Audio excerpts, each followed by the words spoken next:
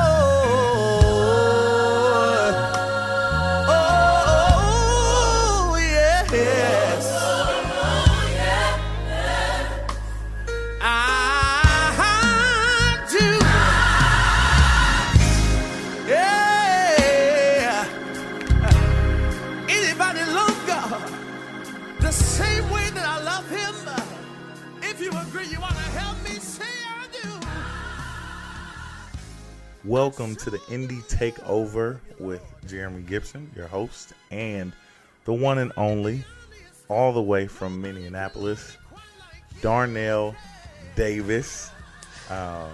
Man, we welcome you to the Indie Takeover. It's a pleasure to have you. We just got through hearing a Hawkins classic that you redid on your latest album, featuring a former Indie Takeover guest, Ron Poindexter. Thank you, man, for just allowing us to have this moment with you. So I want you to introduce yourself to the world. Tell them who you are, where you're from, what you do, and whatever else the Lord puts on your heart. Well, Darnell Davis, that's who I am. I'm from Minneapolis, Minnesota. Based out of here, born and raised here. I am a writer, producer, musician, artist, and an okay singer. More than okay. Yeah, I often say, and we've had this conversation before. I say, I like to say I'm a musician first over all of this, just because that's what I started doing first. Right. Was playing. So yeah, that's me. That's overall a good person, man. Okay, so you grew up in Princetown, and yes. So starting out as a musician, you start playing in church or excuse me, school, or what kind of was the beginning of your introduction to music? Who influenced you? Where did it begin? Yeah, well, I started out in church. My mother traveled in choirs, so she sang in a lot of choirs, but also my grandfather, his brothers, they had like quartet groups. They sang together and all of that good stuff. So I was born and raised in church. My family grew up at a church called Emmanuel Tabernacle Church of God in Christ here in the city. Kojic kid. That's me, Kojic baby. Yeah. Look, I was around when you can't join in, you gotta be born in. Right. Before they changed it. Yeah, not the we're anointed God appointed. Right. So it started there, and one Sunday morning they were they were shouting and praising God and dancing, and I looked at the organist. I had to probably be about 10 or 11 years old, and I looked at the organist and I asked him if I could play, and he just scooted over, and I sat down and started playing. What? And I hadn't had any lessons or anything, nothing like that. I actually was playing the drums. All little kids want to play the drums. Right. That's what I was doing. And so, but I just had this interest in the organ, and I was standing there watching them while they were dancing and shouting and praising God. And I just asked them if I could play. He said, yeah. I moved over and I started playing, and the church went up even more. Wow. Yeah. So. And you had never played before that day? No. My mother tried to give me and my brother piano lessons when we were little, when I was younger than that. And my brother was actually the one who was playing. But I was like, man, trying to watch Scooby-Doo and, cartoons, that was me, man. Right.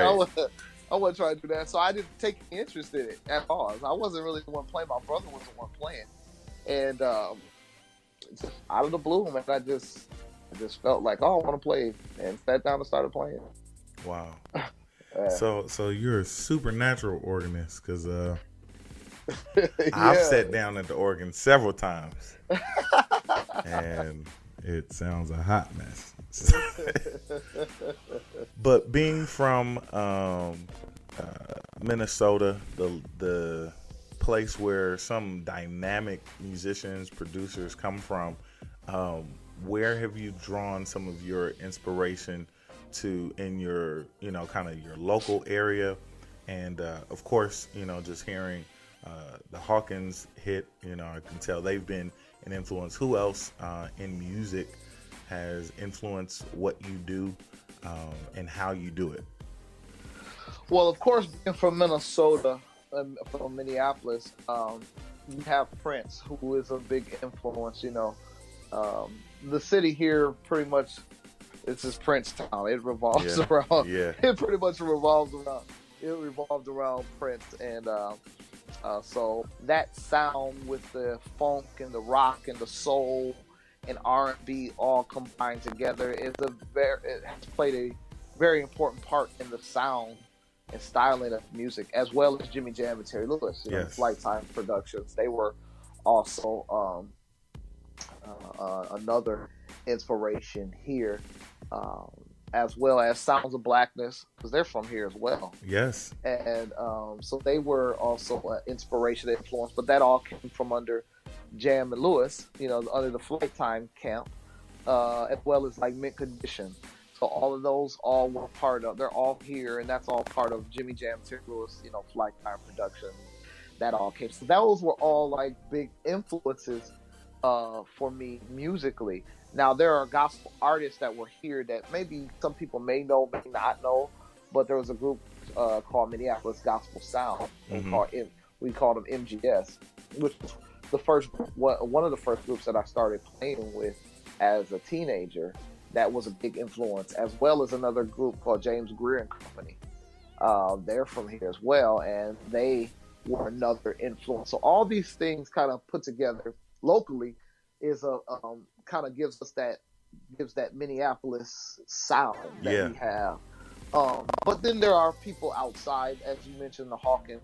The Hawkins has been a very just a huge influence, because I loved the clean, polished sound that they had. Yes.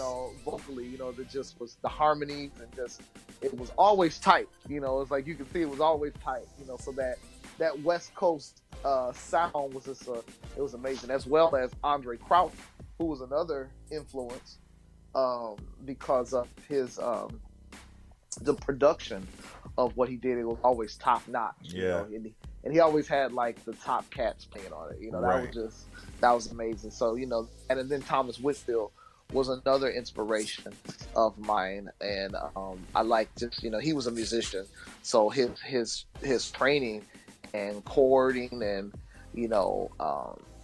just the style of how he put things together was amazing to me. So right. You have them, and then, with more today, like your Donald Lawrence's, I love the writing and arranging of him, and Kirk Franklin, and those are just Marvin Winans. Those are just some of the things that some of the ones that play a big part in the sound, because the sound of Minneapolis sound, like what it is, like we take the elements of the funk, rock, and soul of the music and the styling of music, but we clash it with the traditional sound, vocal sound of gospel. Right. So you don't ever lose the feeling that it's not gospel, but the music could have that feel to it. It could have like a funk feel, it could have a rock feel, or it could just be just straight traditional church, because we can do that too. Right. Right. Depends on the song. So yeah, those are some of the influences that have really influenced me in my music and what I do. Well, I gotta say, you just literally named, to me, I think, the most game-changing individuals in music. Because I'm an Andre Crouch fan. I love his creativity. There's some music where I just, as a kid, my mom, my grandmother, my uncle would play their music, and I was just like, yo, what is that? The Lullaby of the Deceived. I know a lot of people don't listen to it, but it used to scare the mess out of me. Like, what is that? Like, and I think the creativity outside of, like you said, fusing the musical influences, but still keeping true to the vocal styling of what gospel is. And so I want to ask, we're going to take a break, but I want to come back and kind of talk about how you started Remnant, where it came from, what made you decide to take the pathway of an artist, to start a group and all of that. But we're going to take a break and listen to one of my favorite songs, because one of my favorite people is on it. Trust God, from the Live Again album, which is out now, available on all digital outlets. Go buy it, and you'll be able to hear this song. Trust God. Set it up however you want. I don't know if you want to add anything to that. I'm introducing your song. No, you did a great job. Thank you. Trust God is very self-explanatory. Just in life, we learned that we can trust in everything. We trust in a lot of things, but it is until we get to that point where we're kind of at our lowest, and we kind of, everything else has been moved out of the way, and now we really have no other choice but to trust God. Right. That we like, okay, now I'm going to do it. But, the scripture says to trust in the Lord with all thine heart and lean not to thine own understanding. All thy ways acknowledge him, he will direct our path. And so it is important that we learn to trust God. Yes. So, and allow him to lead us and guide us, because a lot of things we wouldn't get into in life if we would just trust God. Amen, somebody. To the man. You are telling the truth. So let's listen to Trust God here on freedomradio.com.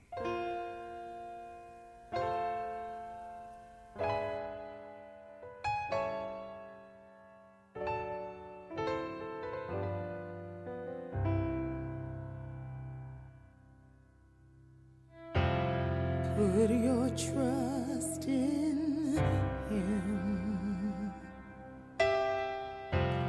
He will never leave you alone. He is waiting to carry your heavy load. When you're in deep waters, or in the midst of sorrow, he will fight your battles, because you're not on your own. Trust God. Lay your burdens at his feet. His truth will make you free. And every promise you'll receive. Trust God. Oh, trust God. You don't have to worry. And there's no need to fear. For he sees your pain.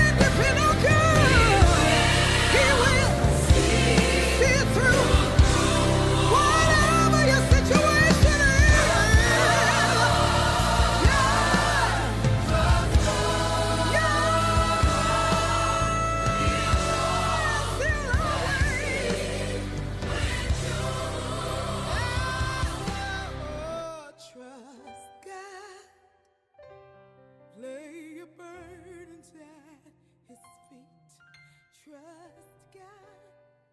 Ooh, His truth will make you free. Trust We God, are trust God. back. That was Trust God from the Live Again album with our guest today, Darnell Davis and Remnant. The song featured one of the amazing vocalists in gospel today, the pastor San Franklin Jackson from Nashville, Tennessee. I don't know if she's from Nashville. I know She's lives there. she's originally from Chicago. Right. She's from Chicago, and then she came out there in the Bay Area and spent Yes. some time out there as well, and now in Nashville. As a matter of fact, I was introduced to Sam with the Hawkins when she was doing Just in the Nick of Time. Oh my. so, That's yeah. Yeah. So that was one of my favorite songs. I remember when that album came out, I was actually in LA. And I bought it, and me and some friends, we were riding. I put the CD on. Every time we got in the car, I pull it back, played that song. It was like, man, can you play something else? I said, man, who is this singing this? I want to work with her. I want to meet her. I want to work with her. So yeah, San is amazing, and she did an amazing job on the song. Absolutely. It's a blessing. I remember when we were recording it, we had to stop a few times because she was crying, just the message really ministered to her, and you can feel it on the song. You can feel her, the passion, and you can feel her ministering the song from the place she can understand. Like she can minister this song because she knows what it means to trust God. So love Sam. Right. I love saying, like you said, that Just in the Nick of Time was. I mean, she had been in the Bay already, and so I, heard her and saw her and whatnot. But that Just in the Nick of Time, when I tell you, my sister and my cousin and I, that was like on repeat. Yeah. Like during summer vacation, we played that VHS non-stop. Yes, one of my favorites. One of my favorites, man. But you mentioned something about, and I kind of want to go this direction and then kind of go back to what I wanted to talk about as far as like where Remnant came from, how you started it. But you mentioned how this particular song, how it was self-explanatory, but it really, San in particular was able to connect to the song in a very personal and real place, and this album tends to really do that. Just lyrically, content wise, it opens up from a very real place that a lot of people can connect to. And so I want to ask you, where did that the whole Live Again concept come from? So I'm kind of jumping ahead, but and we can go back, but because the album is filled with very real content that is encouraging, like the title of the album says, to live again. This is your 5th album release, but it shows just some different content from you. So where'd that come from? Well, so we did Moving Forward, which we signed with RCA Inspiration, and we did that record. And in the time of that, all these things were going on. We were nominated for Stellar. We were nominated for Dove Award, and things are happening and things are moving and it's exciting, and we're ministering. But I was in the middle of going through a separation, and it ended in a divorce. And so all this was going on. So in the process of that, between that and the Live Again, I went through a whole bunch of stuff. I went through a lot of things. I went through friends of 20 plus years, turning their backs on me. I went through, the church, even being a little distant. Yeah. Church folks can be funny, at times. It's like we forget where we come from sometimes, but Right. but that's a whole other story. But it's like I went through this whole thing, and I had to get to a place to where I had no other choice but to trust God. God was my only source of of of help, strength, of whatever. And God, it Yeah. was God. I had to rely solely on Him, and I had to let Him lead me and guide me and direct me. There were many times that I stood up before people and we were ministering, and a lot of times people didn't know I was the one who was the worst, who was the sickest in the room. I was hurting the worst. Yeah. You know what I'm saying? But I'm standing up in front of people ministering. But I'm going, and many times I'm like, I gotta stop. I need to stop. I don't want to do this. I don't want to do this anymore. And people are like, no, you gotta keep going. You gotta keep going. And so I wind up going to see a therapist and talking to someone, and I believe in that. Yeah. Some church folks don't believe in it, but I believe in it. I believe It's necessary. it is very, very necessary Right. for you, very, very, very necessary for your sanity. Yeah. And so I did that, and some were like, well, why don't you go talk to a pastor or a counselor or somebody or a minister? Because like they need that. therapists. Okay. It's like the doctor can't be sick and trying to help me as well. Right.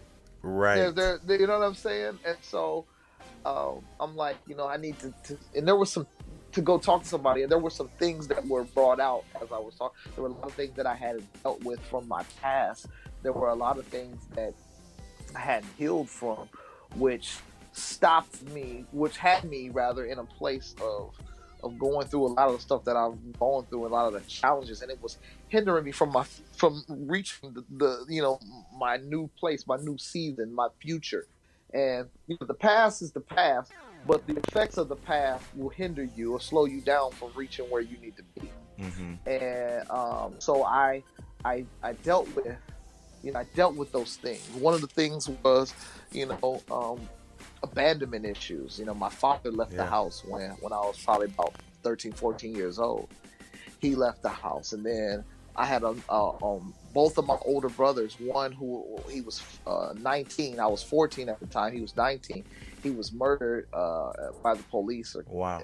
In Texas, down in Dallas, Texas. And then my oldest brother. When I was 30, he was 37, and he was a part of Remnant, and he passed away from cancer. Wow. So he got diagnosed on the 3rd of November, or 2005. He died on 27th of November. Wow. So it was like that quick. So I had that. So it's like the abandonment. So it felt like it's just like people being ripped away, and then even in the divorce, divorce is you love a person and you go through challenges and you have issues and challenges and things don't work out. A divorce is literally like two people being ripped apart. Right. That's another form of an abandonment. You know what I'm saying? Like something being ripped. So I had to deal with these things and process these things, so that I could be healthy, man, and get to a place to where I could live again. You know what I'm saying? I could actually live, because it's one thing to live life, but then it's another thing to have experienced that, go through a death-like experience, and now you're living again. So I dealt with that. I had to go through that. I had to get some help. I had to allow God to do the work in me. Yeah. And He did. And now these songs were birthed out of the process of going through the journey. Yeah. These songs were birthed, to talk about trust. I had to trust God. I had to tell the devil, no, you can't have it. Right. I had to look at myself in the mirror after going through these things and say, you know what, you are a miracle. You're not bound or held to the and the shame of yesterday, but you are a miracle. You are, you are, you are victorious. You know what I'm saying? I can look at those things, and I can say I can say also, God has been faithful to me through this. Yes. Because He didn't walk away from me. He remained faithful. You know what I'm saying? Yes. So I had to these things were birthed out of the process. And so that's how it came. That's how it came to be. Incredible. I'm encouraged because a lot of times and I won't say yeah, I'll say we. Just as church folks, we sometimes gloss over the things that we go through, and Yes, don't sir. realize that um, sometimes external help and therapy, counseling, um, you know different forms of just finding ways to heal and to let things out, and because we literally become sitting time bombs by holding so much in, you Yes, know sir. and because some people do it for a lack of trust, or what have you. But I mean, just like God has equipped medical doctors, he has equipped therapists and psychiatrists and whoever to help with our mental health as well, our Mm-hmm. emotional health Mm-hmm. and those things. So thank you for sharing that as well, because I think it's a subject that sometimes doesn't get enough exposure within the church, Yeah. for whatever reason. But it's proof, you're proof, the album is proof that going through that process produces great fruit, and this album is great fruit, from Yeah. something that, of course, as the scripture says, what the devil meant for evil, God is using it for your good and your success and your longevity and your legacy that you are leaving and charting out, not just in gospel, but in the world and in the kingdom. So thank you. I called you pastor when we got on the call, but thank you, Pastor Davis, for sharing and just being transparent in what you do. Again, I want to go back to the beginning, before this Live Again album even came to be, when Remnant first became Remnant.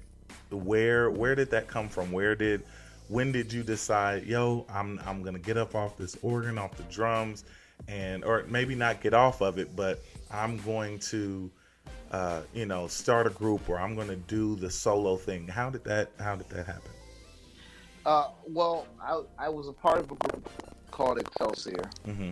and I was with them for probably about 13 years. 'Cause I started out with them when I was young. I was probably about 15 years old, and so I decided, I just was making some changes in that, and I decided to take a break from Excelsior. And a friend of mine was like, "Well, what are you going to do now?" And I'm like, "I don't know." And he was like, "Man, you should do your own thing." And prior to me leaving Excelsior, I had a vision of me, and it was me in the front with a ensemble or a group behind me, and I thought it was, then I thought it was, Excelsior, me standing with Excelsior, Mm-hmm. and but that wasn't what it was. So I I started trying to pursue starting my own thing. And so I kept hearing this name, Remnant, Remnant, Remnant. And so I asked the Lord, the Lord kind of, showed me like what it meant. And then the Lord took me to this, is Jeremiah 23:3. And Yes. it says, I will gather the remnant of my flock out of all the countries where I have driven them, and will bring them again into their folds, and they shall be fruitful and increase. Yes. And I was like, hmm.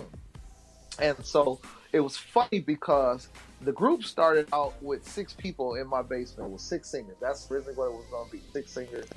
And we were in my basement, and we were just down there singing and stuff. Because I would bring, have singers come and track songs, ideas I had for the same 6. So we just kind of made it a group, Right. And so I decided to do, kind of say, well, let me see, I'll open it up, but I just kind of really want to stay small.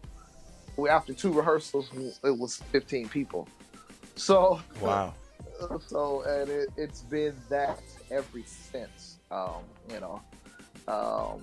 the Lord just showed me the people that have come have been people who were somewhat like cast away or Mm-hmm. thrown aside, or people didn't really think too much of, or didn't really want to rock with, or didn't want to do much with them because of whatever. These were the people who were a part of this, who came, that were a part, and they were great, gifted, talented people, but some people just felt like, for whatever reason, they didn't want to rock with them. It could Right. just be, just cliquish type stuff, or they just didn't want to deal with them.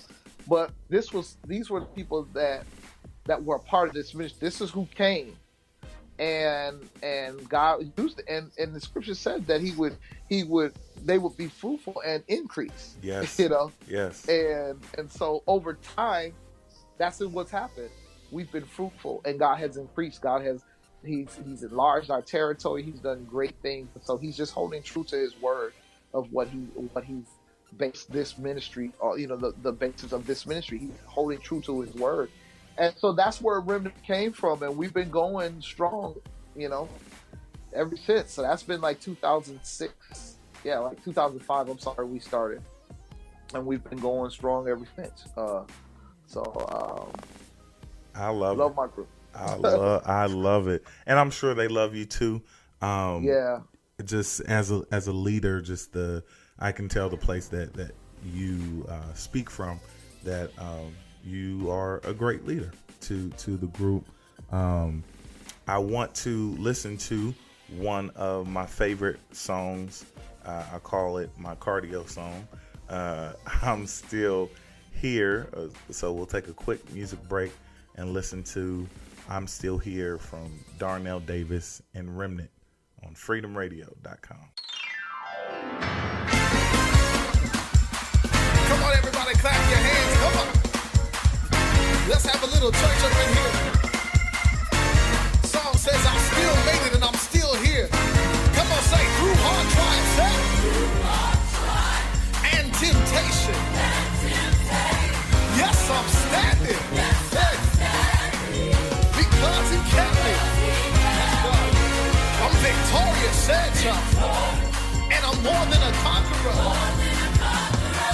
Come on, say, I've overcome. Because he kept me. Yeah. Now say, I'm better, say. And I'm stronger. It was God's grace that kept me, said y'all. Come on, let's say it again, say, through hard trials, say. And temptation. Yes, I'm standing. Hey. Because say I'm victorious, hey. And I'm more than a conqueror. Thank God that I've overcome. Because he kept me. Come on, say it, y'all. Say I'm better. Come on, put those hands together. I'm stronger. Hey. It was God's grace that kept me. Come on, say it again, y'all. And I'm stronger. It was God's grace, yeah, that kept me, said y'all. This is my part right here. I made it. And I'm still here, sir. Come on, say I made it, sir. And I'm still here. Come on, say I made it, sir. Hey, and I'm still here. Through all the hurt, I made it. And through all the pain, I'm still here. Come on, say I made it, sir. You can clap your hands right there. Come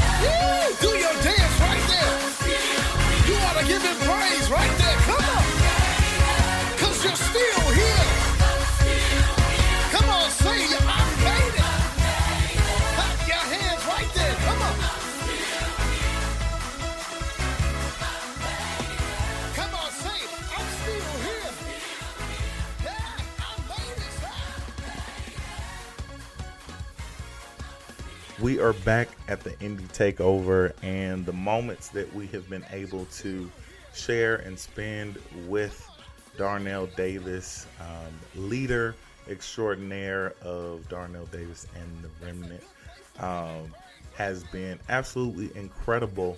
Just to hear his testimony, his walk, his experience, and even hear from one of my favorite artists, who is no longer with us, Prince. He's from Princetown. So I'm elated. I'm honored just for this moment.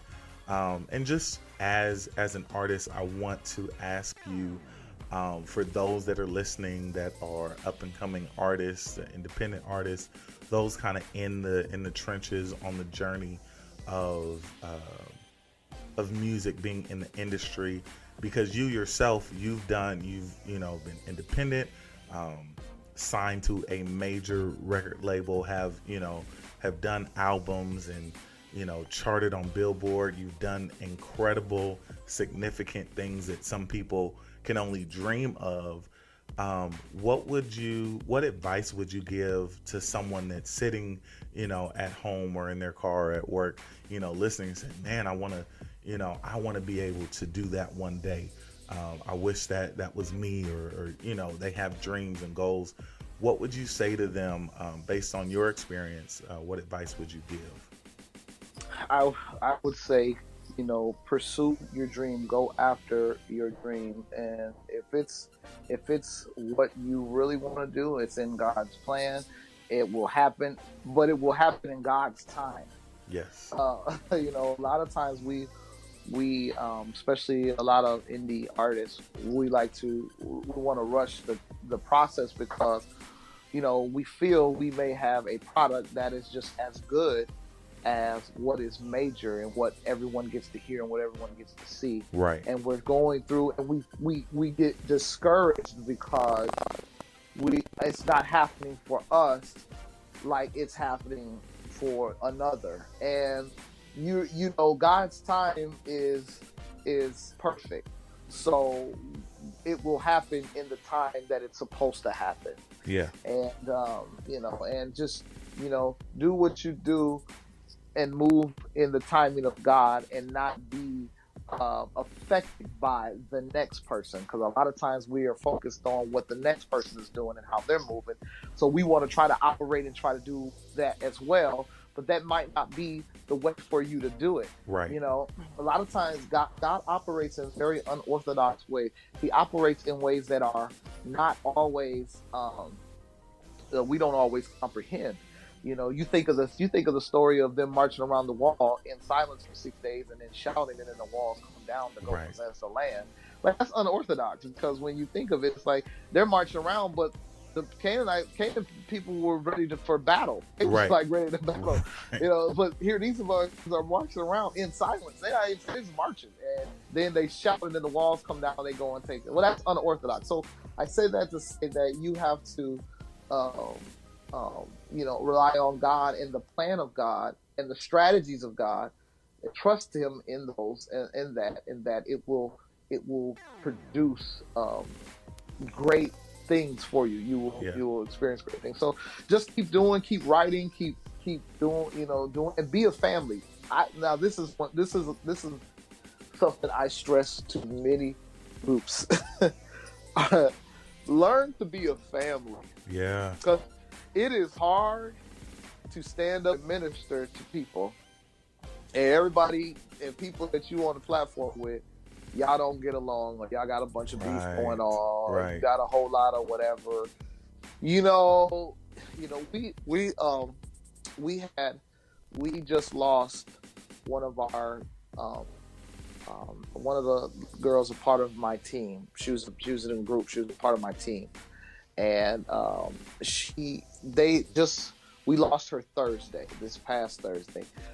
A week from last Thursday, they just diagnosed her they told her that she had 6 months to live, and she passed away Thursday. It was only a week. It happened that quickly. And I'm saying that to say that life is short. Yeah. and you need to value the time with every person. You need to value time. Sure, you can't get back time. Right. That's the only thing you can't get back. So you have to make sure your time is valuable and it's right. You can't spend time beefing with people and you're trying to minister and get work done because the season only lasts for a minute. Right. So you have to be effective in your season and don't allow the distractions and the beefing and all that stuff to stop you from being successful in your season.